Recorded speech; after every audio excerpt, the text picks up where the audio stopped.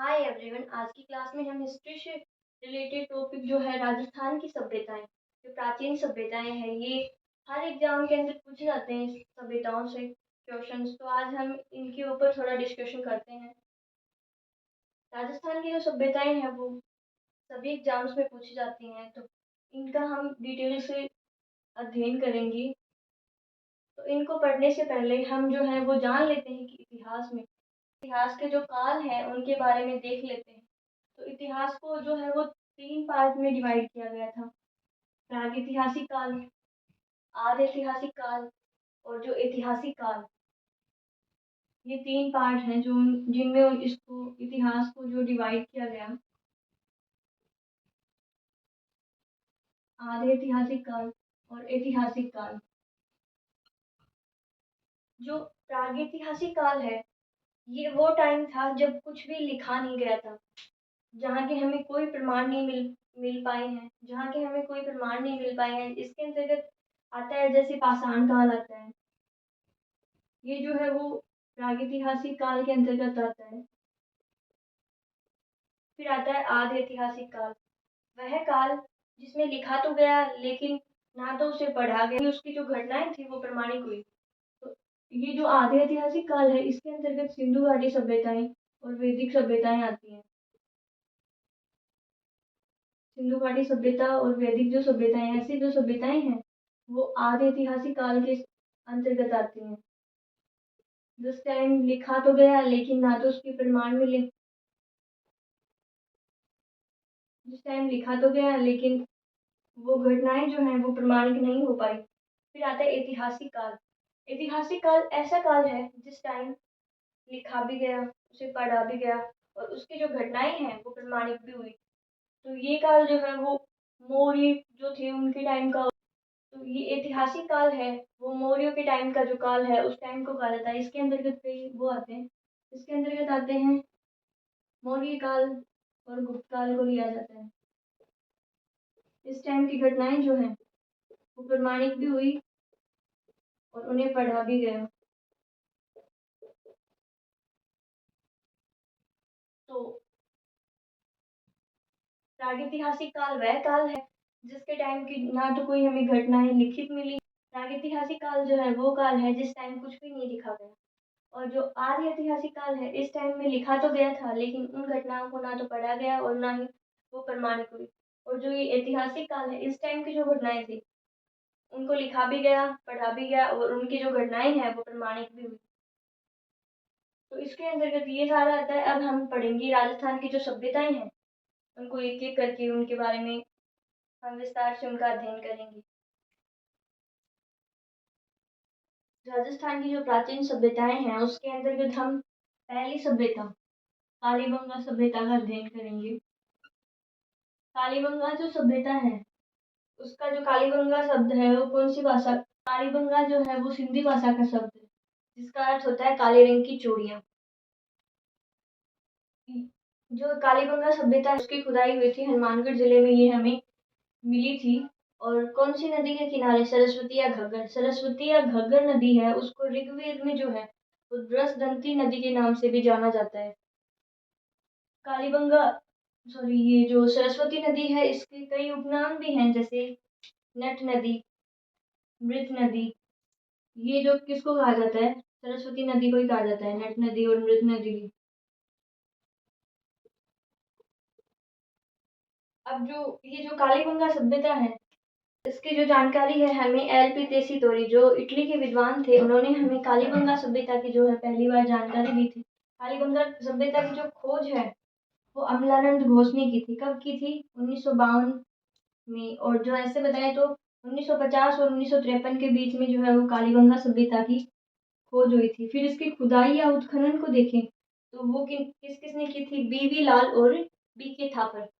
BV. लाल, ब्रजवासी लाल और BK. Thapar, Balkrishna Thapar ने कब की थी 61 से 69 के बीच में। अब जो ये कौन से युग की है? कांस्य, लोह है, ताम्र। तो ये जो सभ्यता है वो कांस्य युगीन सभ्यता है। इसका जो टाइम है वो बताया गया है 2350 2350 ईसा पूर्व से 1750 ईसा पूर्व तक। और जो ये टाइम है वो किसके अंतर्गत बताया गया? C14 कार्बन डेटिंग जो पद्धति है उसके जीवाश्मों का अध्ययन करके हमें ये बताया गया था। ये जो टाइम है वो हमें बताया गया था। ये जो सभ्यता है वो आधे ऐतिहासिक काल की सभ्यता है। ये सभ्यता मात्र शतात्मक और नगरीय सभ्यता है।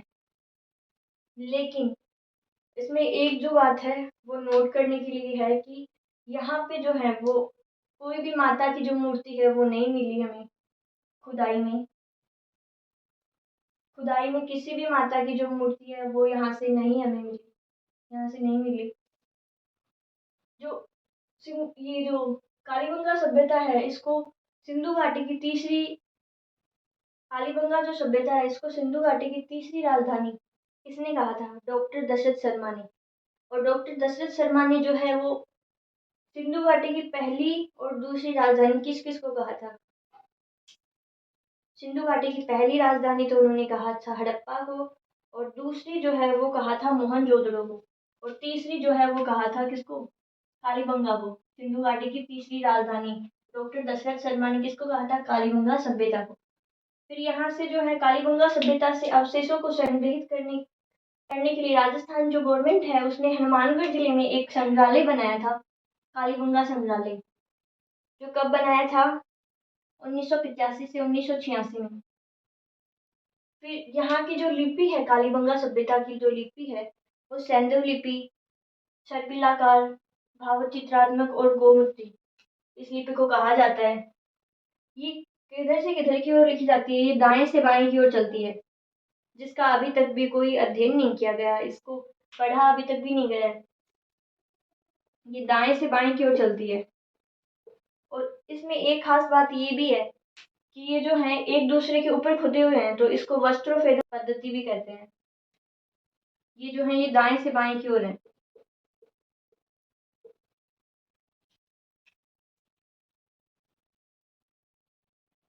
एक बार फिर इसको देख लेते हैं। शब्द कौन सी भाषा का है? सिंधी भाषा का। और इसका जो शाब्दिक अर्थ है वो काले रंग की चूड़ियां हैं। ये कहाँ से, इसकी स्थिति क्या है? हनुमानगढ़। और फिर यहाँ कौन सी नदी के किनारे ये सभ्यता हमें मिली है? जो सरस्वती या घग्गर नदी है, जिसको हम मृत या नर्क नदी भी कहते हैं। और ऋग्वेद में इस नदी को कहा जाता था बृहस्पति। पहली बार हमें इसकी जो जानकारी है वो किसने दी थी? LP तेसीटोरी ने, जो एक इटली का विद्वान था।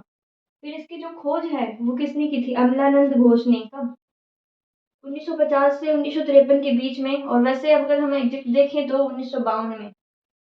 फिर इसकी खुदाई किसने की थी? BV लाल, ब्रजवासी लाल, BK थापर, बालकृष्ण थापर ने। कब? 1961 से 1969 के बीच में। ये कौन सी युगीन सभ्यता है? ये है कांस्य युगीन सभ्यता है। इसका जो टाइम है वो कब का है? 2350 ईसा पूर्व से 1750 ईसा पूर्व तक। और ये जो टाइम है ये हमें किससे पता चला है? जो C14 कार्बन डेटिंग पद्धति है उसके जीवाश्मों का अध्ययन करके हमें ये इसका टाइम पता चला है। और ये जो सभ्यता है ये मात्र शतात्मक व नगरीय सभ्यता है। लेकिन इसमें एक खास बात है कि यहाँ से कोई भी माता की मूर्ति नहीं मिली हमें। इस सभ्यता को जो डॉक्टर दशरथ शर्मा है उन्होंने सिंधु घाटी सभ्यता की तीसरी राजधानी कहा है। ये जो यहाँ से राजस्थान गवर्नमेंट ने जो है इसके अवशेषों को संग्रहित करके हनुमानगढ़ जिले में कालीबंगा संग्रहालय 1985 से 86 के बीच में बनाया था, और वहां पे इनको क्या है संग्रहित कर दिया है। अब जो इसकी लिपि है वो है सेंधव लिपि, सर्पिलाकार लिपि, भाव चित्रात्मक और गोमुद्री इस लिपि को कहा जाता है। इसकी और एक दूसरे के ऊपर खुदी हुई होने के कारण इसको वस्त्रोत्थान पद्धति भी कहा जाता है। कालीबंगा सभ्यता में अब हम देखेंगे कि कालीबंगा सभ्यता से जो कौन कौन से अवशेष मिले हैं। कालीबंगा सभ्यता से हमें दोहरे जुते हुए खेतों के साथ अवशेष मिले हैं। यहाँ पे जो है वो दो फसलें एक साथ बोई जाती थी, जैसे सरसों, चना और गेहूं, और जो दो दो फसलें यहाँ पर एक साथ बोई जाती थी। तो यहाँ से दोहरे जुते हुए खेतों के साक्ष्य हमें मिले हैं। मिट्टी का बना हुआ हल मिला है। कपास की खेती के अवशेष मिले हैं, क्योंकि यहाँ से हमें क्या क्या क्या मिला है? सूती वस्त्र के अवशेष मिले हैं। यहाँ की जो है कृषि व्यवस्था अच्छी होने के कारण संस्कृत साहित्य में इसे बहुत धान्यात्मक क्षेत्र भी कहा गया है। यहाँ से हमें भूकंप के अवशेष मिले हैं, क्योंकि यहाँ के जो मकानों में हमें दरारें मिली हैं। विश्व में पहली बार शल्य चिकित्सा के प्रमाण हमें कालीबंगा सभ्यता से मिले हैं, क्योंकि यहाँ पर एक बच्चे की खोपड़ी है, उसमें 6 छेद हैं, जो ये दर्शाती है कि ये जो है जल कपाली रोग या फिर हाइड्रोसिफिलिस का एक उदाहरण है। यहाँ से हमें 7 अग्निकुंड व हवन कुंडों के अवशेष मिले हैं। जो कालीबंगा सभ्यता है, यहाँ से हमें 7 अग्निकुंड या हवन कुंडों के अवशेष मिले हैं। इनके आसपास हमें बलि प्रथा के प्रमाण मिले हैं, क्योंकि ये जो हवन कुंड हैं, इनके आसपास हमें पशुओं की जो हड्डियां हैं उनके अवशेष मिले हैं। तांबे का जो बैल है, वृषभ, तांबे के बने हुए बैल के भी यहाँ पे हमें अवशेष मिले हैं। यहाँ पे तांबे के तोल के बाट मिले हैं, तांबे की चूड़ियाँ और स्वास्तिक जो है उसका स्वास्तिक चिन्ह के भी यहाँ पे हमें अवशेष मिले हैं। यहाँ पर बेलनाकार मोहरें मिली हैं। बेलनाकार जो मेसोपोटामिया से संबंध को दर्शाती है, और यहाँ से तंदूरी चूल्हा मिला है जो ईरान से संबंध को दर्शाता है। यहाँ से हमें ऊंट की कपाल के अवशेष मिले हैं यहाँ, और जो कालीबंगा है यहाँ से हमें दोहरी रक्षा प्राचीर के अवशेष भी मिले हैं। राजस्थान में दुर्ग स्थापत्य का पहला प्रमाण कालीबंगा से ही हमें मिला है। इस सभ्यता को गरीब या दीनहीन बस्ती कहा जाता है, क्योंकि सिंधु घाटी जो सभ्यता है उसकी सबसे गरीब बस्ती इसे कहा जाता है। सिंधु घाटी सभ्यता में हमें पक्के ईंटों के मकान मिले हैं, लेकिन जो कालीबंगा है यहाँ से हमें कच्चे ईंटों के मकान मिले हैं। और जो सिंधु घाटी सभ्यता है उसकी नालियाँ जो थी वो पक्की नालियाँ थी, लेकिन जो कालीबंगा सभ्यता है इसकी जो नालियाँ हैं वो लकड़ी की बनी हुई थी। कालीबंगा की जो सड़कें हैं वो एक दूसरे को समकोण पे काट रही थी। कालीबंगा के जो घर हैं वो सड़क के किनारे पर मिले हैं, लेकिन जो घरों के दरवाजे हैं वो सड़क के विपरीत दिशा में खुलते हुए मिले हैं। यहाँ से हमें कुओं के अवशेष मिले हैं। कालीबंगा के जो घर हैं वहां से हमें कुएं के अवशेष भी मिले हैं। इनके घरों के जो फर्श हैं उसमें अलंकृत ईंट के उदाहरण हमें मिले हैं।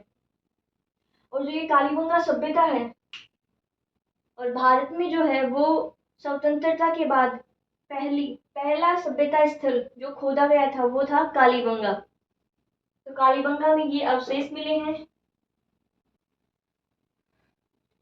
ये जो कालीबंगा सभ्यता है यहाँ से हमें जो घर बनाने की पद्धतियां मिली हैं वो है कौन कौन सी? जाल पद्धति, ग्रिड पद्धति, ऑक्सफोर्ड पद्धति और चेम्सफोर्ड पद्धति। हमें यहाँ से 4 तरीके की घर बनाने की जो पद्धतियां मिली हैं। अच्छा बताओ, जयपुर जो जिला है वो कौन सी पद्धति के आधार पर बसाया गया? जाल पद्धति, ग्रिड पद्धति, ऑक्सफोर्ड पद्धति या चेम्सफोर्ड पद्धति? तो जयपुर जो जिला है वो ग्रिड पद्धति के आधार पर बसाया गया था। अब जो यहाँ से हमें 3 तरीके के स्वाधान मतलब दाह संस्कार के जो प्रमाण मिले हैं वो है पूर्ण स्वाधान, आंशिक स्वाधान, कलश स्वाधान। पूर्ण स्वाधान, आंशिक स्वाधान और कलश स्वाधान।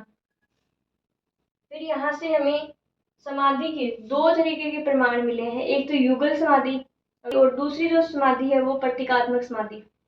तो जो युगल समाधि है उसके अंतर्गत क्या था कि मनुष्य के साथ जानवर को दफनाना। कौन सी समाधि थी? युगल समाधि। जो मनुष्य के साथ स्पेशली जो प्रिय उसका जानवर, मनुष्य का जो युगल समाधि के अंतर्गत जो मनुष्य का प्रिय जानवर होता था वो कौन सा होता था?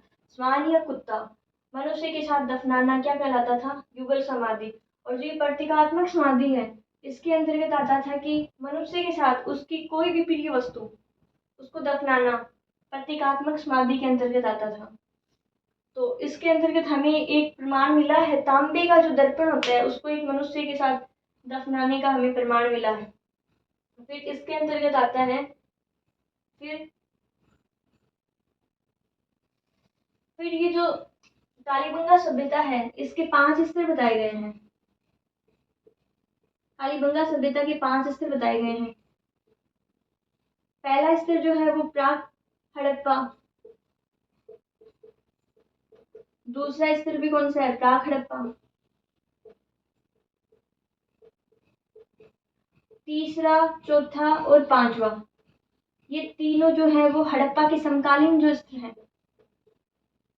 ये तीनों स्तर हड़प्पा के समकालीन है।